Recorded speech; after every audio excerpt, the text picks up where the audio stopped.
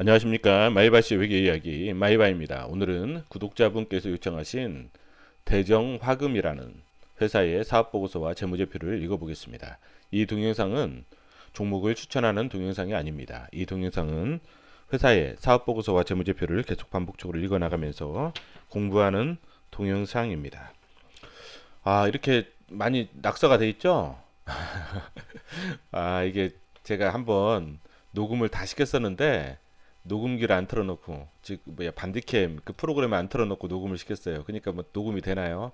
열심히 녹음을 했는데 보니까 켜놓지도 않고 녹음을 시켜가지고 좀 허탈해요 지금. 다시 하고 있습니다 지금.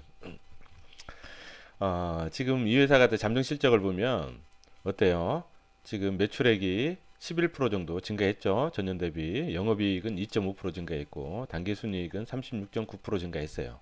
4분기 실적을 보면 매출액이 195억, 영업이익이 21억, 단기순이익은 26억이에요. 그렇죠. 이 회사를 보니까 항상 1분기에 좀 매출이 낮다가 1분기에 낮다가 4분기에 높아지는, 그래요. 1분기에 낮다가 항상 4분기에 높아지는 약간 계절성이 약간은 있어요. 약간은. 그것은 뭐냐면 연구 개발이 어떤 이게 시약 관련된 회사이기 때문에 연구 개발이 보통 예산이 4분기 어떤 예산의 영향을 받아서 4분기에 좀 많이 써는 그러한 상황인 것 같아요. 그리고 지금 이 회사 같은 경우는 지금 전년도에 비해서 어때요? 전년도에는 지금 2017년도에는 163억, 168억, 167억, 160억대였잖아요. 160억대였는데 2018년도 매출액은 175, 180, 180, 190까지 해서 평균적으로 한 180 억대가 넘어가요. 지금 분기별로. 그 영업이익 같은 경우도 어때요? 상당히 좀 많이 증가했죠. 증가하고 좀 전년 대비 4분기에 보면 매출액도 증가하고 영업이익도 증가하고 단기순이익도 증가했어요. 전분기에 비해서도 매출액, 영업이익, 단기순이익 증가했어요. 지금 2019년도 1분기에는 어떨 것 같아요? 1분기에는 당연히 매출액도 영업이익도 단기순이익도 줄어들 수 있는 확률이 크죠. 왜냐하면 항상 1분기에 좀 안 좋고 그다음에 4분기로 갈수록 좋아지기 때문에 1분기에는 좀 떨어질 수 있다. 그래서 그런 관점에서 보시면 될 것 같고, 이 회사 같은 경우는 지금 2015년도 579억에서 2016년도 609억, 2017년도 665억, 2018년도 738억, 매출액은 꾸준히 증가하고 있는데 2015년도, 16년, 17년도 영업이익과 단기순이익은 좀 줄어들었다가 2018년도 다시 회복이 했어요. 많이 증가했죠. 그리고 2018년도 영업 단기순이익이 좀 많이 증가했죠. 많이 증가한 이유는 뭐냐면 2017년도 외화평가 손실이 있었는데 이게 많이 줄어들었어요. 외화평가 손실이 외환과 관련해서 평가 손익이 좀 많이 올해 작년에는 손실이 많이 줄어들고 올해는 작년에 손실이 좀 많았고 올해는 손실이 많이 줄어들어서 그만큼 이익이 많이 증가했다. 그래서 이런 경우에는 어떤 식으로 그러면 펄을 계산해야 되냐? 이런 경우에는 이때는 좀 많이 줄어들었고 이때는 좀 단기순이 많이 줄어들었고 많이 증가했잖아요. 외화평가 손익 때문에. 그러면 이런 경우에는 어떤 식으로 그러면 펄을 접근해야 되냐? 이제 저 같은 경우는 이제 몇 가지 방법을 해요. 뭐냐면 영업이익과 단기순이익을 비교를 해서 적은 금액으로 보통 해요. 이렇게 적은 금액으로 하든지 아니면 또 하나는 두 개를 플러스해요. 두 개를 플러스해서 나누기 1을 해요. 그래서 나누기 한 80 한 6억 되나요? 80 한 6억 되면 이걸로 이제 그걸 해요. 펄을 계산해요. 그래서 이제 왜냐하면 이런 식으로 그냥 보통 저는 이제 하는 경우들이 아니면 이제 가장 보수적인 방법이 이거에 연기 영업이익 증가율 곱하기 1.02 이렇게 해가지고 이제 단기순위 구해서 이렇게 하는 방법도 있고 여러 가지 방법을 통해서 하는데 보통 이제 이렇게 곱하기 나누기 하면은 이제 대충 나올 것 같아요. 이 회사는 뭐냐면 지금 무차입 경영이에요. 무차입 경영이라는 뭐냐면 이자가 나가는 차입금이 없다는 거예요. 이 회사는. 그렇기 때문에 이자가 나가는 차입금이 없고 그래서 상당히 안정적이에요. 안정적이라는 말 뭐예요? 안정적이라는 말은 그냥 무겁다는 거예요. 무겁다. 무겁기 때문에 비바람이 불어도 흔들리지 않는다는 거예요. 무겁다. 무겁다는 것은 뭐예요? 잘 안 간다는 거예요. 그렇죠? 뭔가 부채가 있어야 레버리지를 통해서 이 무거운 돌멩이를 레버리지로 이렇게 옮기는데, 그래서 갈 수가 있는데 레버리지도 없단 말이죠. 그렇기 때문에 상당히 무거워요.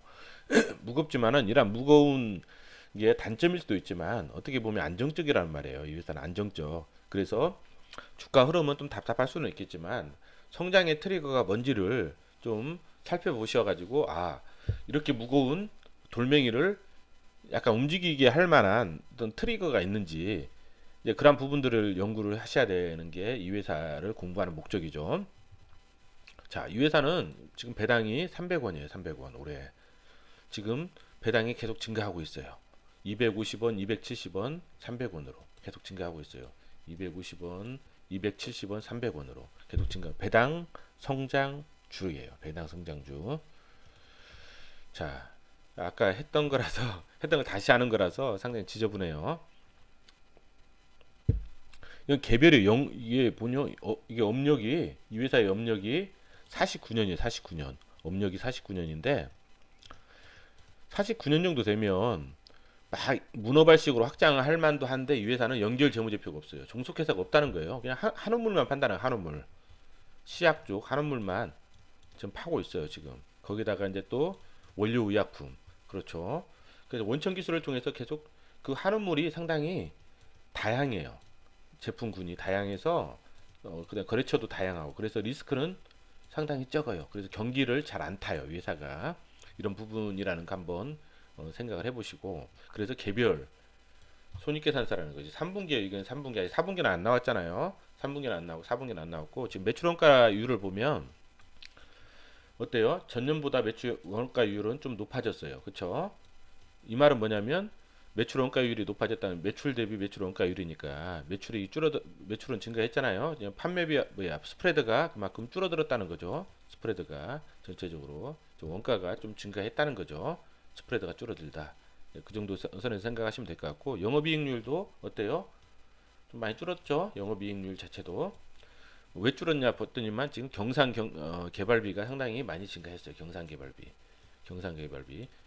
이 회사는 연구개발비를 판매비와 관리비인 경상개발비로 처리할 수도 있고, 그 다음에 제조원가로 처리하는데 보통 경상개발비로 많이 처리를 하고 제조원가는 일부를 처리해요. 그래서 이 회사 같은 경우는 올해 경상개발비가 상당히 높다는 거예요. 지금 이 회사는. 그래서 뭔가 좀 성장의 트리거를 연구를 좀 많이 한다는 거예요. 성장을 위해서 좀 제품 연구를 많이 하고, 지금 또 가시적인 연구 성과가 있는 그러한 부분도 좀 있는 것 같아요. 연구 개발비 내역을 보니까 그런 부분들도 있고, 그래서 이 회사는 좀 단기적으로는 뭐 안정적이겠지만 장기적으로는 성장의 트리가 충분히 있는 회사인 것 같다라는 생각을 해요. 단기 순이익도 있고. 자, 단기 순이익 어디로 와요? 이익 잉여금으로 누적이 되죠. 많이 쌓여 있어요, 이 회사가. 그리고 자본도 어때요? 1120억, 982억에서 어때요? 상당히 누적이 되고, 부채가 155억밖에 안 돼요. 1120억이다. 10%, 10몇 프로밖에 안 되잖아요. 거의 안정적이라는 부채 비율이 없다는 거. 그리고 자본도 뭐예요? 좀 증가했죠. 자본잉여 주식 발행 초과금도 증가하고. 이것은 뭐냐면 과거에 발행한 신주 인수권부 사채가 있거든요. 거기에 신주 인수권을 행사해 가지고 자본금도 증가하고 주식 발행 초과금도 증가했어요. 지금 신주 인수권부 사채 미발행 그 아직 이행된 것은 없어요. 다 이제 없어졌어요. 신주임금 자체가. 그래서 다음부터 희석되는 것들도 이제 더 이상 발생하지 않을 것 같아요. 이 회사는 워낙 안정적이에요. 안정적이고 업력이 49년이 되고 상당히 보수적인 회사예요. 보수적인 회사고, 그래서 뭐예요? 재무제표라든지 재무상태표를 그렇게 열심히 분석을 안 하셔도 돼요. 그렇기 때문에 왜냐하면 워낙 안정적이기 때문에 굳이 막 디테일하게 재무제표를 분석할 필요가 없어요. 보셔요. 그러니까 유동자산이 585억이에요.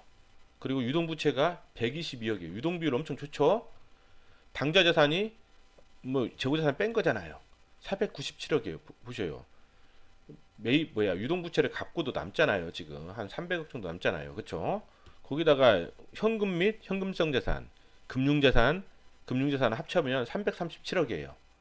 이 금융자산으로, 현금과 금융자산으로 유동부채를 갚고도 훨씬 많이 남는다는 거예요. 한 210억 정도 남는다는 거예요. 210억이 남아요. 갚고도. 그러니까 이 회사는 상당히 안정적이다. 그 외에도 또 비유동 자산도 많이, 금융 자산도 있고 장기 수취 채권도 있고. 이것은 뭐냐면 이 회사가 어 공장하고 땅을 샀어요. 원래 이 유형자산으로 가야 되는데 다시 또 2020년도에 상대방한테 팔 수 있는 상대방이 살 수 있는 그러한 어떤 권리가 있어가지고 이것을 갖다가 리스로 이제 본 거죠. 리스로. 그래서 이 부분을 산 금액을 보증금으로 처리를 한 거예요. 장기 수취 채권으로. 그래서 이제 이 부분 보증금으로 처리한 거죠. 원래는 매매 가격인데 다시 또 팔 수 있는 권리가 있기 때문에 이거 보증금으로 받다. 그래서 이제 그런 식으로 이제 처리하시면 될 것 같고, 그래서 이것은 뭐 못 받을 어떤 대손에 대한 어떤 그런 부분은 그렇게 많지는 않은 것 같아요. 아니면 나중에 그 땅과 건물을 사면 되는 거 아니에요, 그쵸? 안 팔고. 그런 부분이기 때문에. 그리고 유형자산도 지금 계속 증가하고 있어요. 지금 유형자산도 이 회사 같은 경우는 뭐 그렇게 투자를 많이 하는 회사는 아닌데 지금 2017년도부터 2018년도에 유형자산으로 인한 현금흐름 취득이 상당히 많아요. 지금 뭐냐면 영업활동 현금흐름 보면 상당히 안정적이에요. 2015년도, 16년도, 17년도 계속 안정적이잖아요. 영업활동 현금이 안정적이고 이 회사는. 그 다음에 투자활동을 보면 유형자산 취득이 지금 2015년도, 16년도에는 2억하고 1억밖에 안 됐어요. 근데 2017년도에 26억이 됐어요. 26억. 그쵸? 26억인데 지금 여기 보면 2018년도 3분기까지 보면 지금 영업활동 현금흐름 좋죠? 유형자산 보면 15억이에요 벌써. 그러니까 2017년도 18년도에 지금 유형자산을 계속 취득하고 있다. 뭔가 지금 이 회사가 성장의 트리거를 준비하고 있다는 거예요. 지금 연구개발비도 많고, 그리고 연구 성과도 지금 나타나고 있고, 시설 장치도 지금 계속 하고 있고, 그래서 뭔가를 생산해 내려고. 그렇죠? 지금 이런 부분들 변화를 좀 읽으시면 좋을 것 같아요. 그리고 이 회사는 뭐냐면 이자가 나가는 부채가 없다. 무차입 경영. 그래서 이게 이제 이자가 나가는 건데 이미 다 갚아버렸어요. 그래서 더 이상 이자가 나가는 부채가 없다. 그래서 뭐 따로 뭐 이렇게 주석사항 볼 필요 없어요. 이 회사는 주석사항 볼 필요 없고 그냥 이 정도 선에서만 보시면 돼요. 재고자산도 그렇게 크게 증가하지 않고 매출채권도 그렇게 크게 증가하지 않았어요. 특별히 분석 안 하셔도 돼요. 이 회사는 분석 안 하셔도 되고 상당히 재무 상태표가 좋다. 안정적이라는 말은 역으로 말하면 뭐냐, 무겁다는 말이에요. 무겁다는 말. 무겁다는 말은 뭐예요? ROE가 낮아질 수가 있다는 거잖아요. 그만큼. 근데 이 회사는 어때요? 지금 계속 유형자산에 투자를 하면서 유형자산이라는 것은 어떻게 보면 이 유형자산을 통해서 매출이 증가가 될 수 있잖아요. 매출이 증가가 되면 나중에 이익도 증가가 될 수 있어요. 지금 여러 가지 연구 개발비를 좀 많이 투자한단 말이에요. 그리고 감가상각비도 지금 늘어나고 있고 그럼에도 불구하고 영업이익이 좀 증가하고 있단 말이에요. 지금 그렇죠. 나중에 이제 이 유형자산 설비 투자가 완료가 되고 이제 뭐 여러 가지 이제 연구 개발비 좀 된 것들 좀 어느 정도 이제 이 부분이 이제 매출이 발생하면 나름 이제 괜찮은 그러한 또 수익 구조가 발생할 수 있기 때문에 또 미래의 어떤 성장 그런 부분들은 트리거는 분명히 있는 것 같아요. 좀 시간은 걸리겠지만 영업활동 현금 흐름도 어때요? 안정적이잖아요. 지금 상당히 안정적이에요. 63억. 지금 이 회사 같은 경우는 투자 활동이 하고 그 다음에 뭐예요? 재무 활동도 뭐예요? 유상증자나 아까 신주인수급을 사채 배당금도 지급하고 있고 그렇죠? 안정적이에요. 그리고 영업 활동도 어때요? 항상 보면 평균적으로 한 80억 정도 1년에 80억 정도 창출하고 있고 그쵸? 80억 정도 창출하고 있는 것 같아요. 이 회사가.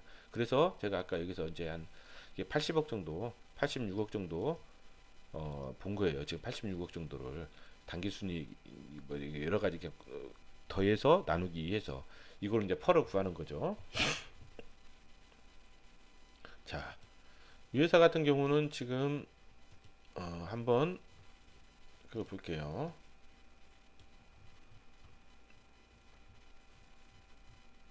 자, 시흥시 서해안로에 있고 시화홍단에 있고요.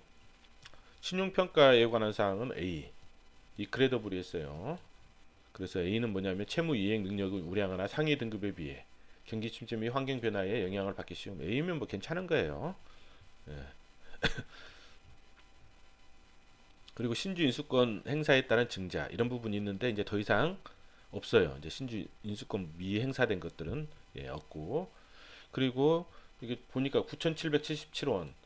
그쵸? 9,777원이 하반 경직성이 있을 것 같아. 하반 경직성. 그래서 지금 뭐 얼마 한 만 얼마죠? 지금 금액이 한 12,000원, 3,000원이라고 보면 아무리 떨어져도 뭐 이 정도만 좀 어떤 감소할 수 있으면 하반 경직성은 있고, 그렇죠. 상방으로 좀 열려 있고, 이런 회사들은 뭐 물론 장기적으로 봐야 되겠지만, 그렇죠.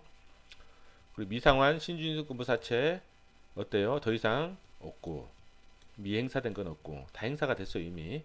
그리고 근데 이제 710만 주니까 대주주가 한 52% 정도 가지고 있으니까 한 300, 어때요? 한 50만 주, 한 350만 주가 좀 안 되죠. 유통주식수가 대주주가 가지고 있는 거 빼면. 그렇기 때문에 유통주식수가 절대적으로 적어요. 적기 때문에 뭐예요? 만약 투자하시더라도 물량을 조절하셔가지고 나중에 빠져나오기 힘들잖아요. 이제 그런 부분들. 가급적이면 이런 투자는 뭐냐면, 우리가 이제 제가 이제 자녀 주식 교육을 시키고 있어요. 그래서 지금 이제 계속 종목을 계속 우리가 이제 골라놓고 있는데, 이런 회사들은 자녀한테 추천해주고 싶은 회사예요. 왜냐하면 자녀한테 추천해주고 싶은 뭐 종목, 왜 자녀들은 어차피 금액이 적으니까 해놓고, 자녀들이 한 3년 동안은 제가 팔지 못하게 했거든요. 그러니까 3년 동안은 매매 금지를 시켰기 때문에 이 회사는 상당히 안정적이면서도 계속 매출이 증가하는 회사이기 때문에 한 3년 정도 되면 가시적인 효과는, 뭐 성과는 있을 것 같다.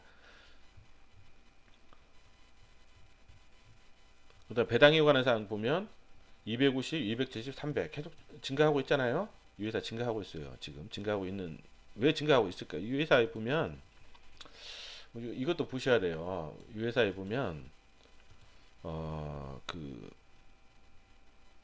임원 보시면 이게 회장님이거든요. 회장님이 78세예요 지금.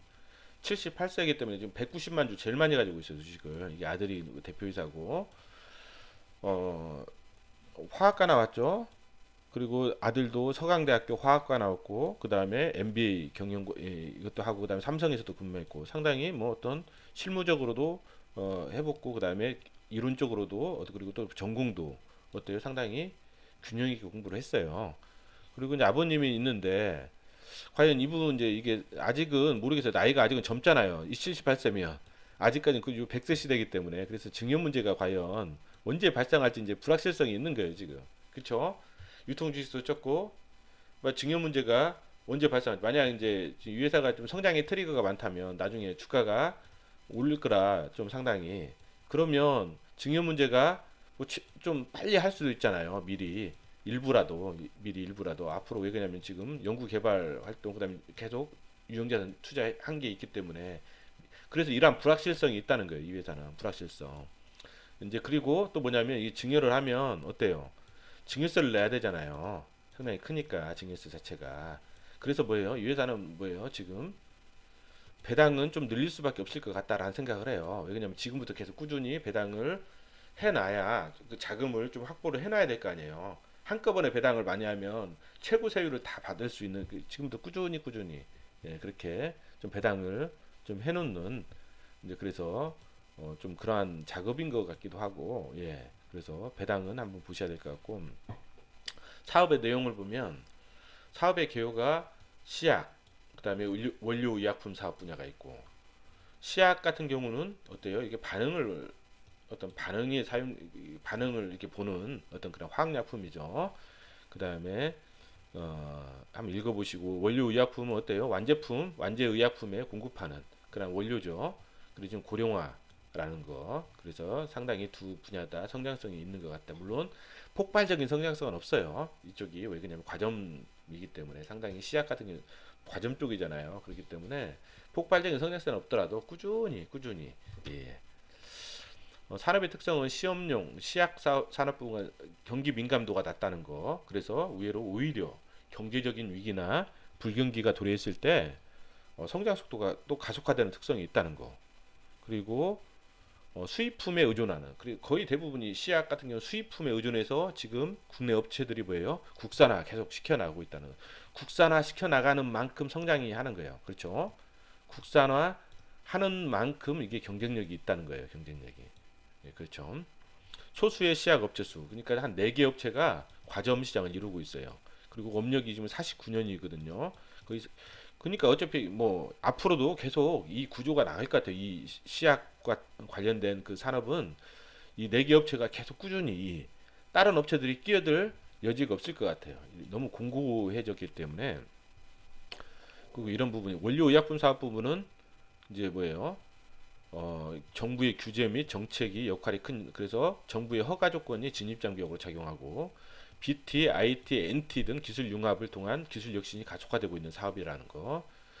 자, 성장성은 산업의 성장성은 시약 사업 같은 경우는 정밀 화학 산업에 속하기 때문에 거의 모든 산업 분야에 모든 산업 분야에 연관되어 있기 때문에 어때 리스크가 적잖아요. 한 산업이 망하더라도 또 계속 다른 산업들이 많기 때문에 상당히 리스크가 적은 상당히 안정적이다. 그리고 향후 바이오 산업, 환경 산업까지 수요가 증가될 것으로 예상되고 원료 의약품 사업 부분은 고령화, 복지 증진. 따라서 이것도 성장 가능한 산업이고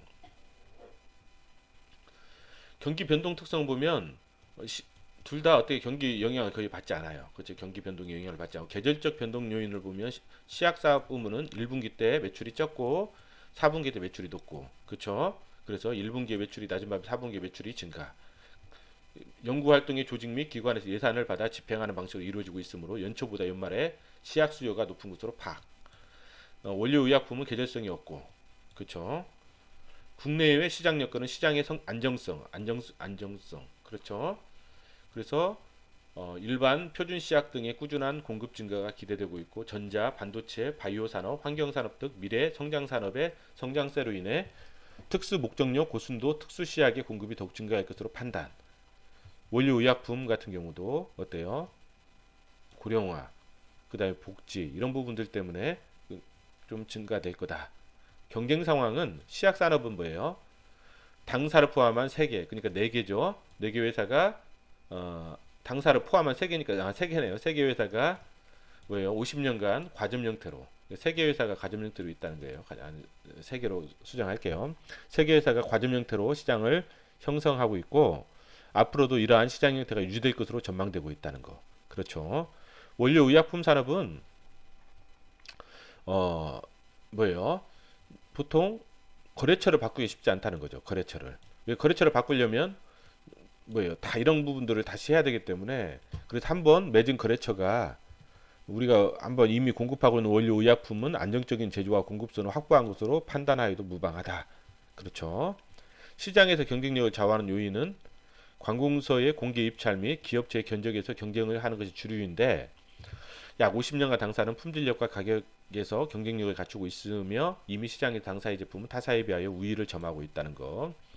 회사의 경쟁상의 강점은 뭐냐면 시약의 경우에는 제품에 대한 기술 우위를 정하기 힘든 부분이 있다는 거예요. 왜냐하면 어느 한 시약의 스펙은 정해져 있고 그 스펙이 맞추어서 제작하면 되기 때문에 어떤 기술적 우위가 과점 시장 내에서 기술적 우위는 그렇게 힘든 부분인데 여기서 경쟁력은 뭐냐면 얼마나 많은 시약을 국산화시키는지가 기술의 완성도에 대한 척도가 될 수 있다는 거예요. 이 회사는 특허권이 7개. 해외 수출 2007년도에 국내 최초로 시약을 해외로 역수출하는 성과를 이 회사가 이제 이루었고 아직은 수출 비중이 12%예요. 12%. 꾸준히 뭐 이렇게 증가시켜 왔는데 향후 신규 사업이면 항상 주의 깊게 보라고 했죠. 증류탑의 신축이 완료된 후 HPLC 용매의 제조 능력이 월등히 신장되면 수출 또한 증가될 것으로 예상된다. 아까 지금 계속 유형자산 취득이 증가되고 있다고 2017년도, 2018년도 이게 완료가 된 후 이 용매 HPLC 용매 제조 능력이 월등히 신장되면 수출 또한 증가가 될 것으로 예상이 된다는 거죠. 지금 뭔가 수요는 있는데 공급을 해주지 못하는 상황인 것 같아요. 재고 보유력은 뭐냐면 수입품의 경우 주분에서 납기까지 기간이 2주 내로 타 경쟁사를 월등히 우수한 조기 공급 시스템을 갖추고 있다는 거. 그 다음에 USP 독점 공급한다는 거. USP는 뭐냐면 USP에 미국의 시약 회사인 USP의 시약이 스탠다드로 표준화되어 있는데 USP의 당사가 USP의 국내 대리점으로 국내 공급량의 90% 가량을 독점하고 있다는 거예요. 그래서 USPS 당사에 공급하는 제품의 단가는 타 업체에 공급하는 단가보다 10% 이상 할인하에 공급하기 때문에 가격 경쟁력 면에서 타 업체와 비교해서 우위가 월등하다는 거. 그리고 대한과학과의 협력. 뭐냐면 대한과학은 과학실험 기구를 공급하는 회사인데 어떤 카테고리를 만들 때 같이 만들어서 대한과학의 거래처와 또 이 회사의 거래처에 둘 다 제공하기 때문에 좀 홍보 효과, 예, 홍보의 어떤 시너지 이런 부분들. 그다음 신규 사업, HPLC 용매 사업, 성장의 트리거라고 보시면 돼요. 시장 확대, 제품 확대. 자, 증류 설비가 준공 및 정상 가동됨으로써 국내는 물론 해외 수출 물량이 꾸준히 상승하고 있다는 것. 또한 전자, 반도체, 바이오 산업에서 요구되는 특수 목적용 고순도 약품 생산 능력의 확보도 가능하게 되리라 전망이 된다는 거. 그다음에 전자 소재, 유기재료, 반도체 LCD, OLED, 2차 전지 등에 쓰이는 전자 소재 최종 수요처로서 우리나라 시장이 급부상하고 있으며 수입 제품에 의존하는 방식에서 제품의 안정적인 공급과 원가 절감을 위해 국산화가 진행되고 있다는 거. 그래서 어때요? 국산화가 진행되고 있다는 거. 이런 부분 한번 보시면 될 것 같고 가동률이 올라가고 있고 그 다음에 생산 설비 관한 사항 아까 이 부분 본사는 보통 지금 재평가를 한 것 같아요. 자산 재평가를 본사는 토지와 건물을 자산 재평가를 했는데 뭐 자산 재평가를 하면 어때요? 토지와 건물 유형자산이 증가가 되잖아요. 그러면 부채 그리고 자본도 증가가 되잖아요. 그렇죠? 재평가 차익이 그렇죠? 포괄손익으로 가기 때문에 자본도 증가가 되잖아요. 그럼 어때요? 부채 비율은 낮아져요. 그렇죠? 근데 이 회사는 어차피 부채 자체가 별로 없잖아요. 그리고 이게 보통 자산 재평가하는 게 보통 왜 재평가를 하죠? 자금 조달을 위해서 부채 비율을 낮추려고 재평가를 하는데 이 회사는 지금 무차입 경영이란 말이에요. 무차입. 작년에 재평가했는데 왜 재평가했는지를 모르겠어요. 저는 개인적으로. 무차입 경영이고 그 다음에 뭐예요? 재평가를 하면 어때요? 건물 가격도 증가되잖아요. 건물. 그럼 감가상각비가 늘어나잖아요. 비용이. 감가상각비가 늘어난단 말이에요. 비용이 늘어나는데 지금 이 회사는 감가상각비가 늘어났어요. 그리고 연구개발비도 늘어났어요. 근데도 지금 영업이익이 증가했죠. 이런 부분도 한번 검토를 해보시고, 예. 수출이 지금 한 2.2%밖에 안 돼요. 2.2%, 12%가 아니라 2.2%네요. 2.2%. 아, 제가 아까 잘못 설명한 2.2%, 2.2% 수출이 2.2% 정도밖에 안 돼요. 그래서 이 회사는 앞으로 왜 수출이 좀 증가되면 성장에 어떤 그런 트리거가 좀 많이 증가될 수 있겠다. 이제 그런 생각. 물론 증가되기가 쉽진 않겠죠. 그쪽도 이제 외국 업체들이 워낙 인지도가 있고 경쟁력이 있잖아요. 그렇기 때문에 좀 증가되기는 쉽지 않겠지만 그래도 이제 수출을 위해서 좀 많이 노력을 하는 것 같아요. 예. 주요 거기 거래처 다변화 거래처가 많잖아요. 리스크가 적다는 거죠 회사가. 그리고 단기간 내에 경쟁사가 출현할 확률이 없을 거라 예상을 하고 있고 다품종 소량 생산이고 그래서 제품에 대한 서칭 능력이 매우 중요하고 당산 49년이란 업력이 말해주듯이 고객의 요구에 즉시 대응할 수 있는 서칭 능력을 보유하고 있고 이런 능력은 단시간 내에 기를 수 없기 때문에 경쟁자가 뭐 별도로 발생하기는 쉽지 않다. 이런 부분이고 원료의약품은 그렇죠. 원료의약품 공급처를 변경하여 하는 것이 어렵다는 점에서 현재와 같이 소수 검증된 기업이 주도하는 공급 시장이 유지될 것으로 전망된다. 이 부분. 그리고 연구개발과 보면 판관비 많죠. 연구개발비도 많이 늘었죠. 지금 3분기고 이건 4분기잖아요. 상당히 많이 늘었죠. 제조원가. 예. 그리고 연구개발 실적을 보면 이런 부분도 AP 이거 아까 그쵸? 생산 판매 중이고 그 다음에 어, 기능성 소재 부분에 보면 지금 자외선 차단 효과를 갖는 나노 크기의 산화 아연 개발, 화장품 쪽도 지금 그렇죠. 화장품 쪽에 지금 어때요? 생산 판매 중이에요, 지금.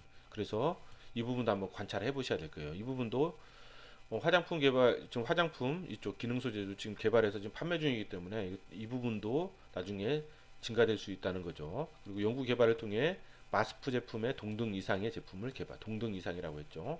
예, 제품을 개발했어요 이미. 그리고 크로마토그래피용 고순도 구형 실리카 개발. 이건 바이오 쪽에서 사용하는 그런 부분이죠. 그래서 기술 확보를 했고, 화장품용 폴리메틸 메타 아크렐리레이트 개발을 했어요. 주름 커버. 상당히 주름 커버 효과를 갖는 화장품 소재 개발. 상당히 어때요? 이것은 상당히 이것보다 훨씬 더 확장성이 크겠죠. 자외선보다는 더. 여기는 주름이니까 미에 대한 고령화잖아요. 미에 대한 어떤 여성들의 욕망. 그렇죠? 그래서 이 기술을 이미 확보했고, 이건 장기적으로 상당히 이것도 나중에 생산 판매가 되면 상당히 이것도 괜찮을 것 같다. 그리고 기능성 나노 입자 대량 제조 기술 개발. 그렇죠. 특허 두건 출원 중. 이런 부분들. 그리고 정밀 화학 부문 전자 소재. 전자 소재 아까 했죠. 의약품 중간체. 전자 소재. 예, 이런 부분들. 예. 공동 개발 진행 중이라는 거예요. 이 부분까지 하면 이거 뭐예요? 이거 분야가 지금 계속 제품이 계속 확장이 된다는 거잖아요. 확장. 지금 이 회사는 뭐냐면 지금 시장도 지금 확장을 시키고 있고 제품도 확장을 시키고 있어요. 지금 계속. 그렇죠? 장기적으로 상당히 좋아 보이죠? 예. 단기적으로는 이게 뭐 단기적으로 뭐 급격하게 하진 않겠지만 장기적으로는 상당히 좋아 보여요. 왜냐면 거래처도 만들어야 되고 기존에 있는 그 사람들도 거래처가 있을까요? 회사들도. 그렇기 때문에 쉽지는 않겠지만 장기적으로 상당히 좋을 것 같다라는 그런 생각을 해요. 지금 이 회사의 어떤 임원 아까 받고 지금 그다음에 뭐 감사들도 커리어가 있는 사람들이에요. 재경도 마찬가지고 직원 현황도 이렇게 또 보시면 될 것 같고. 그래서 한번 이 회사에 어떤 뭐 다른 것들은 뭐 특별한 건 없는 것 같아요. 그래서 한번 정리를 해보면 재무가 아주 안정적이에요. 그렇죠? 그리고 무차입 경영이고 영업활동 현금 흐름이 어때요? 지금 계속 2015년도부터 봤지만 아주 좋아요. 그렇죠? 한 연간 한 80억 정도 현금 흐름을 창출하는 그런 회사인 것 같아요. 연간 80억 정도. 그러니까 이제 이 부분 상당히 좋고 그다음 업력이 49년이 됐고 상당히 뭐예요? 오래됐어요. 오래됐는데도 불구하고 문어발식 확장을 하지 않고 보수적으로 처리하면서 개별 재무제표가 연결 재무제표가 없어요. 그러면서 이 보수적으로 한 우물을 팠는데도 그 한 우물 안에 상당히 제품이 다변화되고 거래처가 다변화돼서 리스크는 적다는 거. 경기 변동을 안 탄다는 거. 그래서 상당히 안정적이면서도 지금 성장의 트리거가 어때요? 지금 많이 있잖아요. 화장품 쪽, 바이오 쪽. 그렇죠. 그 다음에 지금 더 장기적으로는 전기전자 쪽. 그래서 상당히 안정적이고 시장도 어때요? 지금 해외 쪽으로 수출 계속 증가시키려고 노력하고 있고 그냥 제품도 다변화, 수출 시장도 다변화, 그 배당도 계속 증가되고 있고 리스크는 대주주가 나이가 좀 많다는 거. 그래서 증여가 언제 일어날지 모르는 불확실성. 그리고 유통 주식 수가 적다는 거. 그래서 상당히 비정상적으로 주가가 흐를 수 있는 확률이 있다는 거. 이 정도 선에서 정리하겠습니다.